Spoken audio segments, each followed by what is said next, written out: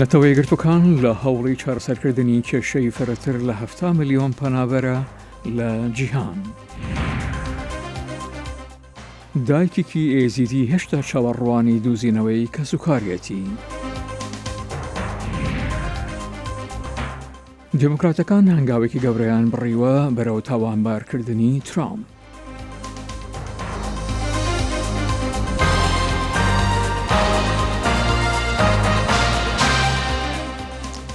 جه برنامه کرد کنکشن آدنگ امریکا لواشنطن پایتخت سلاووریس. لابنیشەوە دەم باش و میدەوارم دەمێکی خۆش وەلمان بوانە سەر.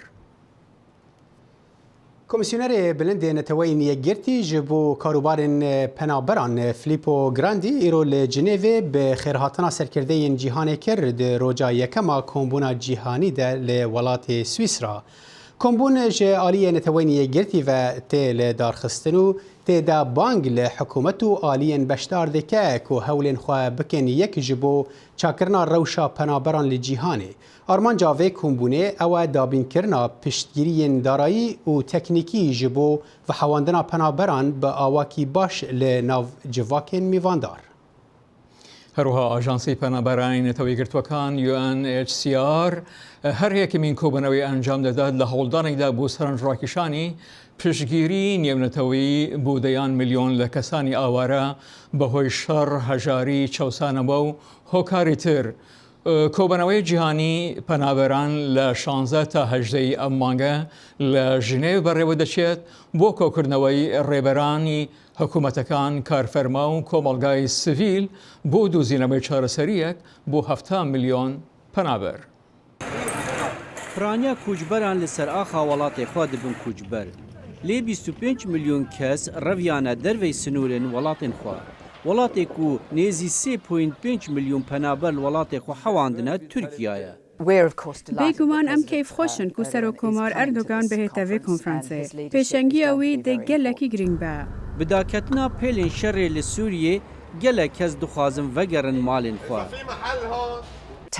Ya rastî 10,000 kesin koçber vedgerin deverin ku tê bawerkirin ewlehî lê heye ji bo ku jiyana xwe ji nû ve ava bikin û da ku vegerin sermal û warin xwe û bibînin ka çi derfetin perwerdê û wekî din hene. Şerê navxweyê 8 salan li Sûriyê bû sedema koçberbûna nêzî 13 milyon kesan û şerê 40 salan li Efganistanê وەکر و کوچبەریە خەلکێوی وڵاتی کوچبەریە هەری دەم درێژ بە لە جیهانێ. هەندێک کەس لە دەلێڤێن ژیانەکە باشتر دەگەڕن لێ هەندێکین وەک هونجی دزانن ئەس لەوێ دەری بووم بینن بیراخوا و ئەو ji bo tundiya me têrsidar ya li dijwan dêt bikarînan reviyane. Hikûmetên Tirkiya, Ordun, Libnan, Pakistan, Almanya û welatên dinyên hejmarek zêde ya penaberan lê dimînin, givaştinan li penaberan dikin ji bo vegerandinê. Pirsa koçberiyê yek ji wan sedemên serekeyek û Brîtanya biryara xwe ya derketina ji Yekêtiya Ewropayê daye. Îdara Amerîkî jî kontrolkirina tund xistiye ser sinûran heta ku wiha bûye û zarok ji dayîbaban û ji kesên ku hatine dersinûrkirin hatine cudakirin. Komîsarê Penaberên Netewên Yekbûyî dibêje divê çareseriya pirsgirêkên wiha li ser aslê navnetewî bihên çareserkirin. Ji bo kesên geşna Amerîka û daxwaza mafê penaberiyê dikin, parêzvanên wan daxwaza dadgehek dadwerane dikin ku malbat û zarok ji hev nehên cuda kirin. û her alîkariyeka îmkana pêşkêşkirina wê hebe bo îdara Amerîkî em de amade nebe vî kariyê rabîn. Nêzîkî 3,000 kes di nav da serokên welat û serok hikûmet û wezîr dê beşdariyê di foruma netewên yekbûyî dakin li Cinêva bû gotûbêjkirina pirsgirêkên welatên weke Sûriya, Efganistan, Myanmar, Somalya, Sûdana Başûr û Venezuela ku pirsgirêkên li wan welatan bûne sedema revîn û koçberbûna milyûnan kesan. Komisyona Penaberan yên neteweyên yekgirtî dibêje wê ev kombûn pîvanên nû deyne ji bo sivikirina fişarê li ser welatên mîvandar bihêzkirina şiyanên penaberan û dîtina çareseriyên demdirêj ji bo wan. Ji bo şîrovekirina vê mijarê niha Ciwan Yusuf berpirsê Komîta Kurdiya Mafê Mirov ji Swîsra bi merayet û bi xêr hatî kekê ciwan. Erê neteweyên yekgirtî pêşbîniya çi pîvanên nû dike ji van welatan? Roj baş, bixwarim êvar baş cemwa.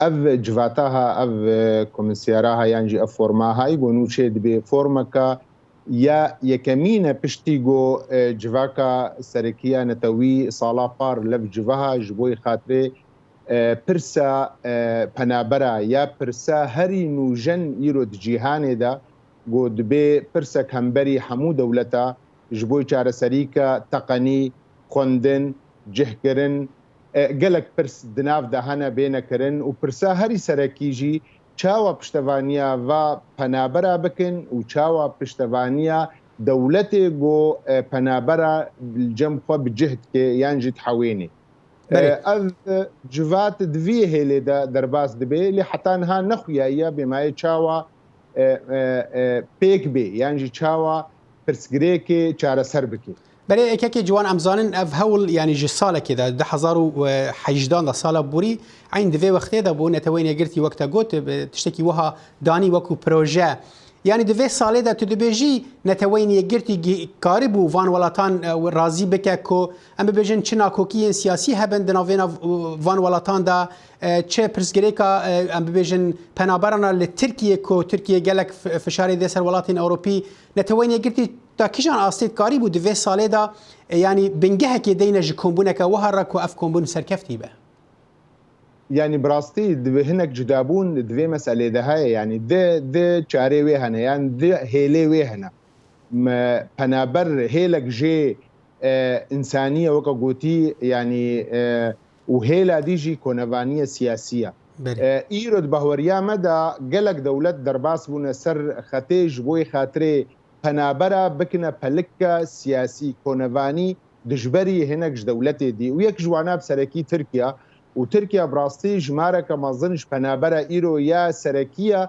دناف دولتا جو پنابرا تحوين الجمقا و پنابري سوري أردوغان دبيجي بزيدي 3 مليونايا لت جمارة يكسر لجمانين يا راس بما تشقى پنابرن هيفي أوا جو أف چارا يانجي أف قفتوغوي دريكا مروفايتي درباس بي ندروف دريكا سياسي دا وكا جوبري نها تركيا خست بكي پلکک دروی اوروبا دا یعنی دروی دولت دی ناف جهانی دا و ببینه چارک کریزا خوره چه بکي دریا پنابر گلجم وینای گو دجن ایرو بله که جوان ابزانن اف کومبون به پشتگیری حکومت سوئیسرا جدبش سوئیسرا جی ولاتک اوروپیه و وقت گوت یعنی پرسگیری کنه دناوینا اوروپا و ترکیه دوی درباره دا و ترکیه سروک ترکیه رجب طیب اردوغان میوانی کی سرکه دوی کومبونه دا تدبیجی و تاکیجان آسته نتوین گرتی یعنی کمیسیون بلندا کاروبارن پنابرنا نتوین گرتی کاربه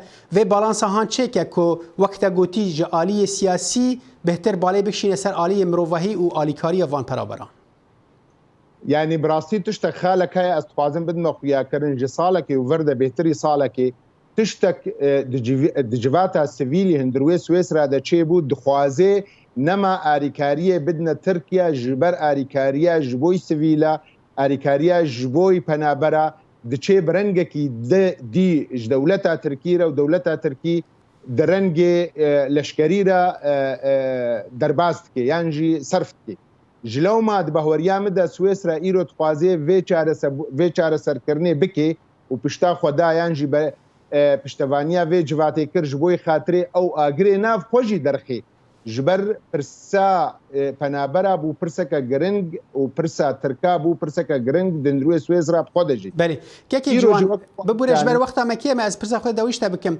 یعنی ام دزانین کو اف ولاتین اوروپی گلک جوان دخوازن کو پنابر وگرن به تایبتی اف پنابرین کو دوان سالین داوید چی دخوازن وان وگرن وان ولاتین وان کو روشا وان ولاتان باش بو به اف سیاست چاوا دکاره و کومبونه دا به تجیب جی کرن لسر عرضه و چاوا دکاره فشاری بده سر پنابرین کو ناخوازن وگرن يعني دبهوريا مده ايرو خالق خوازن شروفا بكن دهندروي ونا ديا چار سر بكن او سي خالق گرنگن خالق جي چاوا و پنابر دهندروي اوروبا بجه بكن وكاربن انتجريرن بكن يعني انتجراسيون يعني يكبوني بكن د جواتا اوروبي دا اد دواجي چاوا و پنابر لدولتي قولي دجن وكا تركيا وكا ايراني وكا عراقي وكا لبناني وكا قلق دولتي دي هنا شاوا جه بكن وشاوا مسائل تكنيكي بدني دا وشاوا كاربن اريكاري فا دولتا بكن جبوي خاطري او پنابر دوا ولاطا دا بجن و ژیانە خوا بەردەوام بن. بەرێ جوان یوسف بەرپرسێ کۆمیتە کوردی ئامافێ مرۆڤ تێژە سویسرا مەرە بۆی گەلەک سپاس.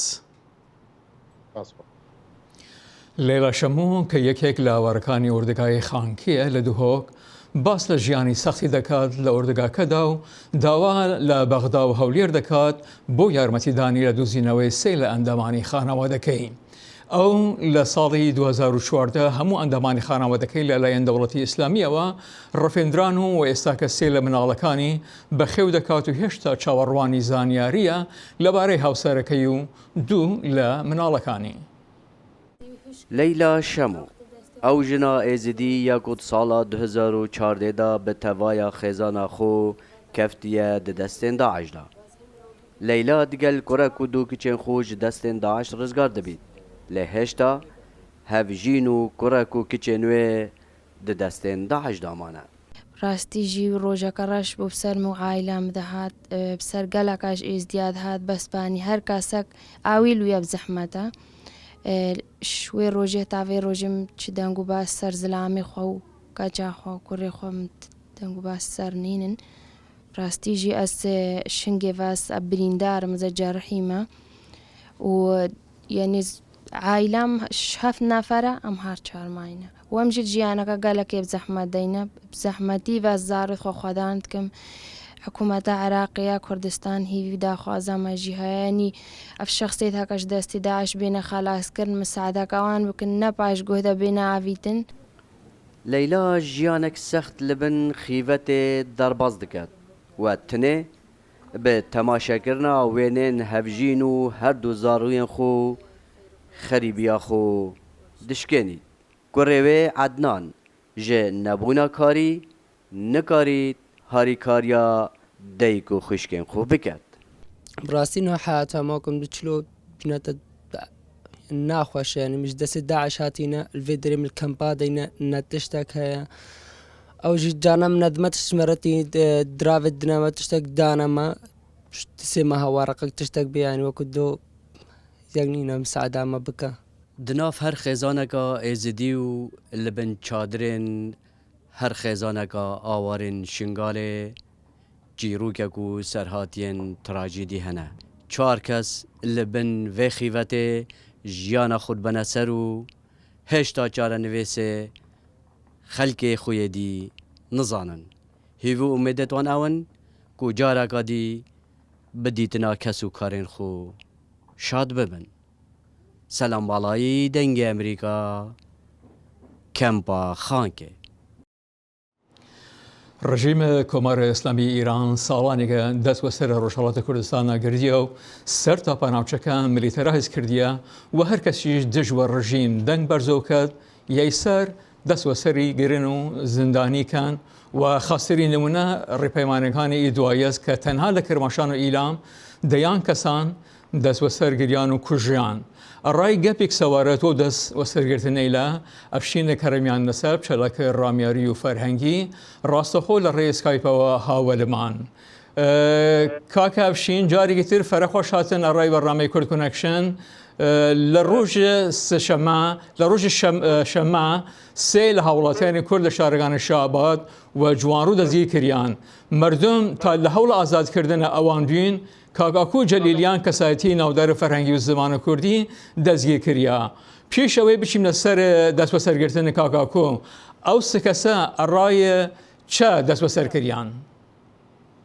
فرە مەمنون و دەنگە کوردی ئەمریکا ئەرزم لە خزمەت جنابەت کاک جانی هەر کەسی لە کرماشان کارە فەرهەنگی بکەیت کارە فەرهەنگی کوردی بکەیدن بچیدونە شونە فەرهەنگ و هویەت کوردی فعال فەرهەنگی بود و لای حکوومەت و دەستگیر بود کاک ئاکۆ جەلیلیان و ئەو برایلێکە وە شاباد گیریانە و چەند کەس ترکە وە کرماشان گیریانە چون کاک خەلیل ئەسەدی کاک مزەفەر وەتەندوست کاک محیدین ئەسقەری و هەری جوو خانم ئانیسا جەفەری مر یانە گشتیان فعال فەرهەنگیە تەنیا کار فەرهەنگی وە کرماشان کەن ئەمما وەداخۆ حکوومەت گشتیان دەستگیر کردیە الرأيك يعني فعال فرهنگی کردن. باشه کاکاوشین کاکاکوی جلیلیان که البته ئەمە یەکمین جار نییە دەست و سەرگریەدەن ئیجارە وەچ تاوانی دەست و سەرکردایە عرضم لخدمت جنابت کاک جانی کاکاکو کارگانی گشتی دیاریه کاکاکو فقط دریدن وبان زوان کردی کار کرد کاکاکو یه نویسنده و یه زوانشناس کرده گشت فعالیتی و حوزه فرهنگ اصلا فعال سیاسی نیه اما چون درید وبان زوان کردی کار کرد و فعال فرهنگی کرده حکومت دستگیری کرد کاکاوشین خۆی مەزانیم کاکاکو دیارە بارە تەندروستیش فەرە خاصیە هەروەکو خۆ دوتیت سەرگەرم و جستجووە لێکۆڵەنە سەوارە زوان و فەرهەنگی کوردی ئەڕاوەی جوورە ڕاوینان و ئازاریدان خب یا نتوان اصلا تصمیم حکومت یسته که جریان کردی و کرماشان نابود بکد حکومت نیت وایدن مردم کرد کرماشان بچنشون هویت کردی خویان بچنشون زوان کردی خویان حکومت تصمیمی یسته که و هر شکل بیا کرماشان جنوساید فرهنگی بکد جنوساید زوانی بکد بەسیانە هیچ پارێزەر یا وەکیلی دیرن ئەڕێیان بوەسن و لە دادگا بەرگە لە لیان بکەن و داخل کسانی که و توسط نهادهای امنیتی حکومت جمهوری اسلامی دستگیر بود حق وکیل و پیان نیست و نو دادگاه فرمایشی محاکمه بود بەس ئەڕا و ئامانجە ڕژیم چە سواد وێ جوورە و توندی دەست وە سەر کرماشان و ئیلام و بگرێت لە ڕستانیش بگرێت و شارەکانە تر ترسی لە چەس ترسیت حکومت گشت ایمه خواد زانی من کاک جانیگیان که کرماشان پایتخت سیاسی و اقتصادی روشالات کردستانه کرماشان گوراترین شهر کردستانه و گوراترین شهر چوارپارچه کردستانه و خاطر یک حکومت ایران نیت وایدن کرماشان بچود ورو کرد بین بچود ورو هویت کردی خوی تواید و هر شکل ممکنی بیه نوای جریان فرهنگی کردی و هویت کردی و کرماشان بگریدن و نابودی بکرد بەس کاکەپشی مەزانیم مردمەی لە ئیران لەوەر چوینە سەرەوەی نرخە بەنزین گشتیان هاوسان و کرماشان و شارەکانە تر کوردیش هەوەی جوورە بەس ئستاندارە کرماشان ئەڕێی چێویشتن یەک کار داعش و سازمانەی لە کوردیە و خاطر یه استاندار کرماشان البته یه قصه استاندار کرماشان نیه چون این قصه له وزارت اطلاعات و استاندار کرماشان دیکته کرد و پیوشی دی قصه له بکرد اوانه خاص زانن که مردم کرماشان هانشون هویت کردی خویان باشه اما تیا ناو داعش تیرن و خاطر یک بتوینن مردم اگر سرکوب بکن ئەوشیلە کەرمیان نەسەب چالەکە ڕامیاری و فەرهەنگی فەرەفەرە سوپاس خواهش که منیش ممنونم وایوە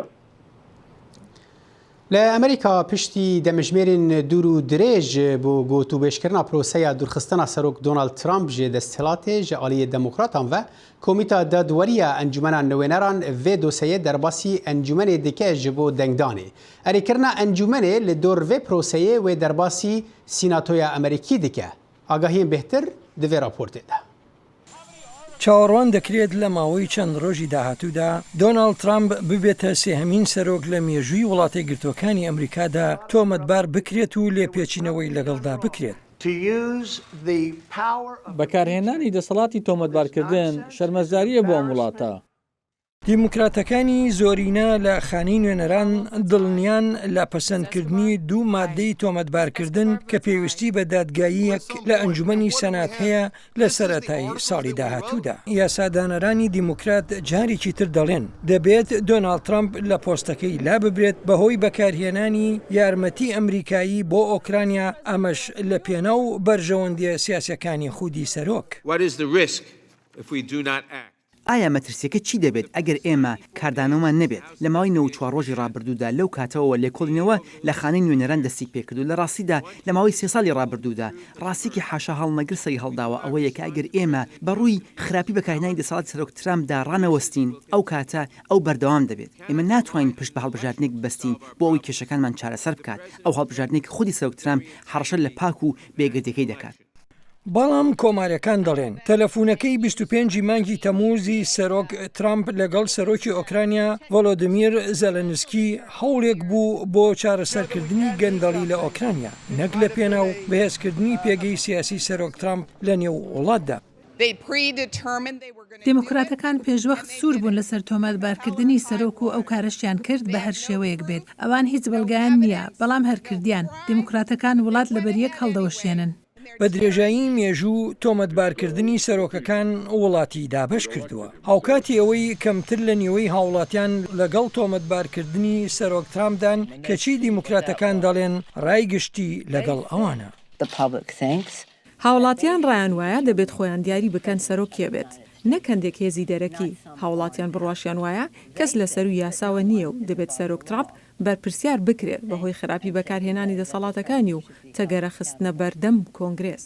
هەرچەندە دادگایکردنەکەی سەرۆک لە ئەنجومەنی سەناتی زۆرینەی کۆماری پێشبینی دەکرێت ترامپ ببێت تاوان بناسێن و گردنی ئازاد بکەن لە پۆستەکەشی بیهەڵنەوە. دەبوو سەرۆک ترامپ دەقی و تەلەفۆنەی بۆ جیهان بڵاو بکردایەتەوە ئەو کارەی ئۆفیسی سەرۆکی لاواز کردو پاشان چرابەرێکی جیهان ڕاستەکان و لێکتێگەیشتنەکان ئاشکرا دەکات یان پەیوەندی لەگەڵ ڕابەرێکی جیهانی ئازاد دروست دەکات و بترسێت لەوەی کە تەلەفۆنەکانی نێوانیان بۆ هەموو جیهان ئاشکرا بکرێت. یاسادانەران بە خێرایی نزیک دەبنەوە لە ڕووداوێکی کەم شێوە لە مێژووی سیاسی وڵاتە گرتوەکانی ئەمریکا.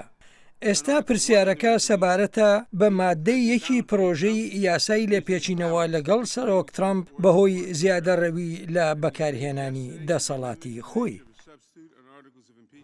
لەوانەیە لە سەرەتای ئەم هەفتەوە سەرۆک ترامپ ببێتە سیمە سەر کۆماری ئەمریکا کە لەلایەن ئەنجومەنی نوێنەرانەوە سزا بدرێت ئەگەر بێت و ئەنجومەنی نوێنەران کە لەلایەن دیموکراتەکانەوە کۆنتڕۆڵ کراوە دەنگ لەسەر سزادانەکە بدەن و پاشان ڕەوانەی سنات دەکرێت کە لەلایەن کۆماریەکانەوە کۆنتڕۆڵ کراوە و لەگەڵ سەرۆک ترامپدان بۆ دەستپێکردن لەوانەیە لە سەرەتای ساڵی ئایندە بە دادگاکردنەکە.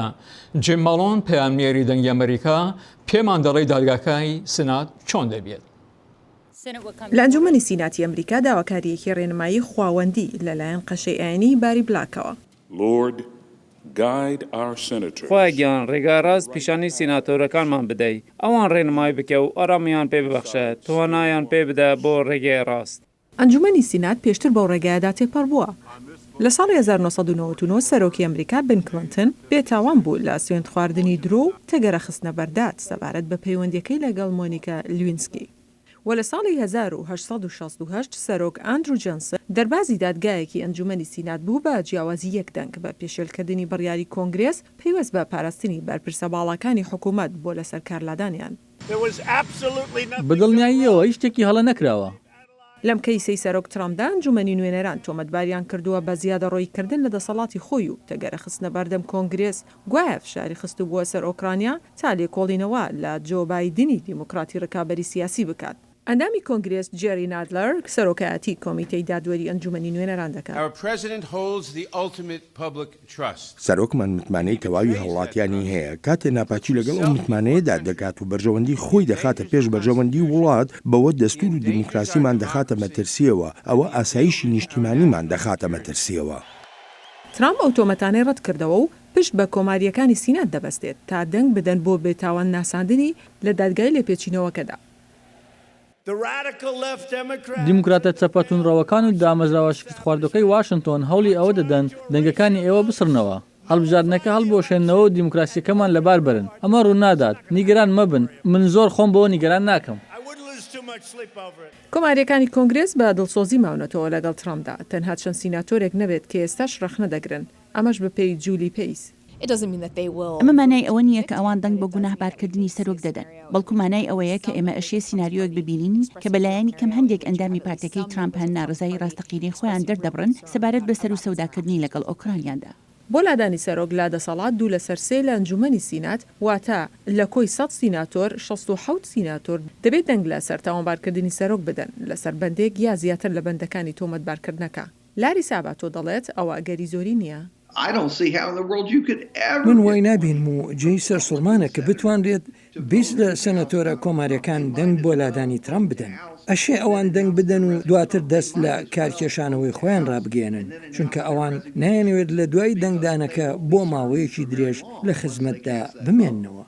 ئەنجامەکە هەرچی بێت گرنگ نییە. دادگایکردنی تاوانبارکردنەکە لەلایەن ئەنجومەنی سینات دەبێتە تاقیکردنەوەیەکی پێویست بۆ دیموکراسی ئەمریکا، ئەمەش بە پێی مارک گواردنەری دیموکرات. من هیواخوازم و دەپارێمەوە کە هەموو هاوکارانم لە ئەنجومەنی سینات باشتر بیر لەوە بکەنەوە گرنگ نییە تا ئێستا چ هەڵوێستێکیان هەبوو. ئێمە هەست بەوە دەکەین کە ئەوە گرنگترین بەرپرسایەتی دەستوریە کە هەمانە. تەنانەت ئەگەر ترامپ لە دادگایەکی ئەنجومەنی سیناتدا دەربازی بێت، کردارەکان لە سەر ئۆکرانیا لەوانەیە ببێتە مەسەلەیەکی گرنگ لە هەڵمەتەکانی هەڵبژاردننی سەرۆکایەتی 2020دا. لە کاردانەوە بەرامبەر بە بریاری سەنات بە ژنەسەناسینی کۆمەڵکوژی ئەرمەنیەکان سەرۆکی تورکی ئەردوگان هەڕەشەی داوەرە داخستنی بنکەی لەشکری ئەنجرلک. سەرۆککۆمارê Tirkiye Recep Tayyip Erdoğan li ser biryara pêşniyara naskirina jenosîta Ermenan ya Senatoya Amerîkî axivî. Erdoğan di axaftina xwe de got dema em pêwîst bibînin em ê bi şandeyên xwe re birûnin. Heke hewce be em ê baregehên leşkeriyên NATO yên İncillik û Kürecikê bigirin. Her wiha Erdoğan ji bo biryara Senatoya Amerîkî dibêje biryar bêqîmet e. Ji ber ku ev biryar bi temamî siyasî ye. Tirkiye tê hingavan bavêje. Wî got dengê Amerîka li kolanên İstanbulê biryara Amerîka naskirina jenosîta Ermenan ji rûniştvanên Istanbulê pirsî. Benim fikrim son zamanlardaki S-400 meselesinden ötürü. Li gor min ji ber sîstema S-400 ev yek wek gefeke ya dijî Tirkiye îna roje be. Dema têkelîn bi Amerîka re xirab dibe ev boyer tê bikarînan. Ev biryare ne gelek giring e. Divê ev mijar bi dîrêguzanan re were çareser kirin. O anlamda doğru görmediğim halde ez biryara Amerîka rast nabînim û wê şermezar dikim. Dibe ku ev biryar ji ber polîtîkayê Tirkiyeya derve be hat bedayîn. Mînaka kirîna sîstema S-400 an dîsan jî Amerîkayiyên li dijî Tirkiye lûbiya cihûyan dibe ku yek ji van sedeman be. Ji xwe di serî de ez polîtîkayê Tirkiyeya Sûriyê baş nabînim. Dibe ku ev jî yek ji van sedeman be. Her wiha rûniştvanên İstanbulê bawer dikin ku biryara Amerîka bêbandor e û dibêjin pêwîst e bersiv bi heman şeklî were dayîn. Kabul etsinler biz kabul etmedikten sonra. Piştî em qebûl nekin bila were pejirandin. Wan em kuştine me jî bersiv daye. Di şer de ev qas tişt çêbûne. Wê çi bibe? Ez nizanim wê çawa çareser bikin. Ev karê siyasetvanan e. Ew qas mirovên me hatine kuştin. Pêwîst e heman bersiv were dayîn. Karşılık verilmeli. Amerika bunu nasıl kabul etti? Ez nizanim Amerika ev li gor çi pêjirand û bi çi delîlan ev jenosîd hat naskirin. Li gor min ne hevce Ermenan ew qas bînin pêş. Ez bawer dikim ku pêwîst e çareserkirina wê pirsgirêkî were pêş ez wisa difikirim. Xuya dike ku ev biryara Amerîka di demeke dirêj di rojeva Tirkiyeyê cih bigire. Heta Serokê Amerîka Trump biryara dawî li ser naskirina jenosîta Ermenan bide. Membotanî, dengê Amerîka, İstanbul. Dawiya Kurdkuneşna îro şad û bextewar. Bimîne xweş.